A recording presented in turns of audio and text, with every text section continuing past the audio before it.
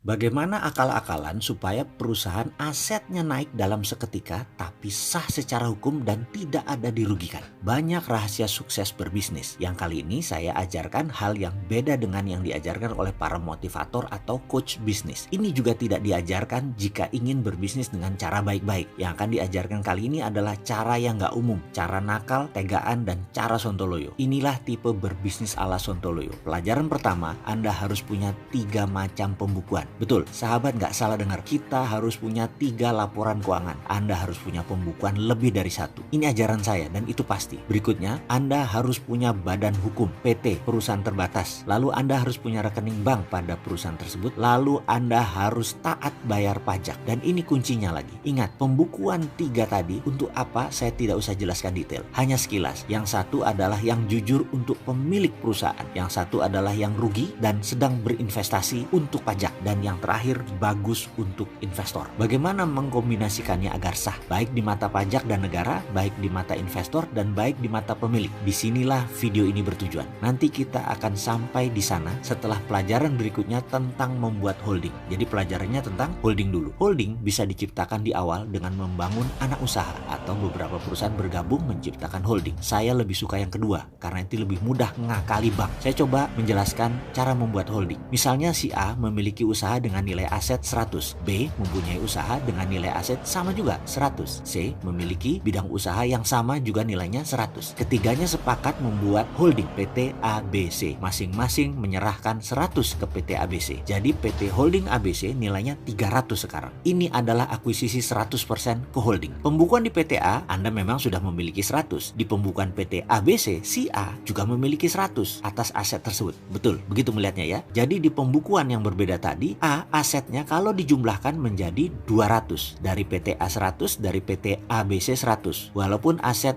bernama sama, namun dibaca di buku berbeda. Lalu PT ABC bisakah meminjam bank senilai 200? Jawabannya bisa. Maka uang yang 200 tadi dibuat PT D dan PT E. Aset PT ABC sekarang ditambah dengan PT D dan E. Nilainya menjadi 500. Setuju bukan? Kekuatan bertiga tadi waktu berdiri sendiri-sendiri hanya 100. Tapi kalau sekarang digabungkan menjadi 700 nilai bukunya. Sebentar dulu, jangan dikomentari, masih panjang ini. Kemudian ada proyek F bernilai 600. Maka PT ABC meminjam uang ke sebuah perusahaan di luar negeri bernama Y. Y invest 600 dengan mendapatkan jaminan aset perusahaan PT ABCDE. F, proyek tersebut jalan baik dan tiap bulan menyicil pinjaman ke luar negeri, ke negeri seberang. Namun karena bunga besar, maka F terus menyicil ke perusahaan Y bahkan hingga tahun ke-8 masih belum lunas-lunas. Malah di tahun ke-8 pinjam lagi tambahan dengan bunga lebih besar lagi. Karena hutang besar, perusahaan ABCDE berhutang dan terus-menerus bekerja tanpa ada untung. Pajak ABCDE kecil, untungnya hampir tidak ada. Kemakan operational expenditure walaupun aset terlihat naik. Hampir 600 plus 600 ditambah kenaikan dalam 5 tahun operasional mungkin sudah menjadi 2000, tetapi tidak ada cash di tangan. Apa yang terjadi dengan pelakunya? Si A, si B, dan si C. Tahukah Anda bahwa perusahaan yang berinisial Y ternyata milik ABC? Y tidak punya hutang, tapi punya revenue streaming yang solid. Yang dilakukan adalah memindahkan aset ke Y tanpa pihak Indonesia menyadari. Karyawan Y hampir tidak ada. Uang di Y langsung dibagi ke pemilik ABC tadi. Karyawan A, B, C, D, E, dan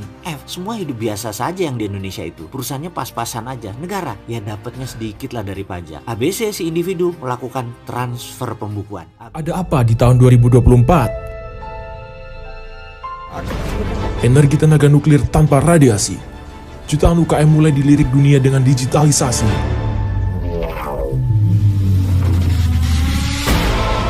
Wisata jadi primadona dan bangun wisata virtual 3D berbasis metaversion. Kegilaan apa lagi yang akan hadir di tahun 2024 oleh 4 orang hebat ini? ABC hidup sangat layak dan kaya raya. Asetnya ada di ABCDE plus F plus Y. Ya, begitulah sisi kecil apa yang seorang Sontoloyo lakukan selama 25 tahun berbisnis. Masih belum ada apa-apanya dibanding yang lain dan masih banyak lagi jurus yang disembunyikan. Kalau sudah berani begini dibuka tujuannya satu, artinya Sontoloyo tidak main kayak beginian lagi. Anggap saja ini sebagai magic reveal, membuka tabir teknik sulap agar pesulap menciptakan ilmu baru lagi. Dan kasihan bagi pesulap junior menjadi garing karena ketahuan ketahuan semua triknya. Begitu juga dunia bisnis akal-akalan. Kita sudah punya trik baru. Maaf ya.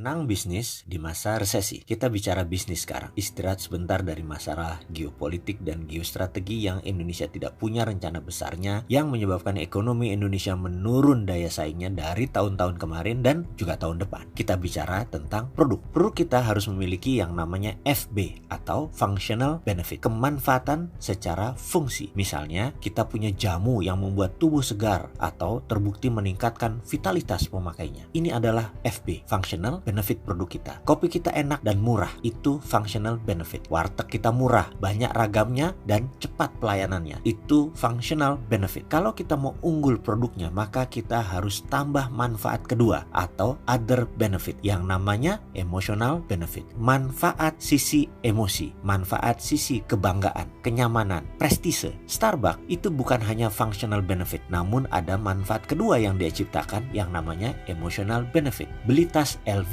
beli jam Rolex, itu ada kemanfaatan emosinya. McDonald dengan cleanliness dan family value, itu bagian dari emotional benefit. Dan kita wajib memiliki kemanfaatan emosi ini setelah kemanfaatan fungsi produk kita. Ada sebuah pemahaman umum, ketika fokus pada functional benefit, maka kita akan menciptakan produk yang handal, mutu tinggi, dan itu mahal biaya membangunnya. Ditambah lagi kita membangun emotional benefit, itu SDM kita harus well train manusianya. Karena itu satu cup frappuccino atau green tea latte di Starbucks bisa 50 ribuan harganya, karena yang membeli mendapatkan emotional dan functional benefit. Kopi kenangan, Fore, Janji Jiwa coba mainkan dengan hanya functional benefit, dan ini dalam jangka panjang berat bisnis mereka. Main di harga 10 ribuan di awalnya, dapat pasar banyak, namun jangka panjang konsumen membutuhkan emotional benefit. Sekali lagi, bagaimana sih membangun emotional benefit tersebut?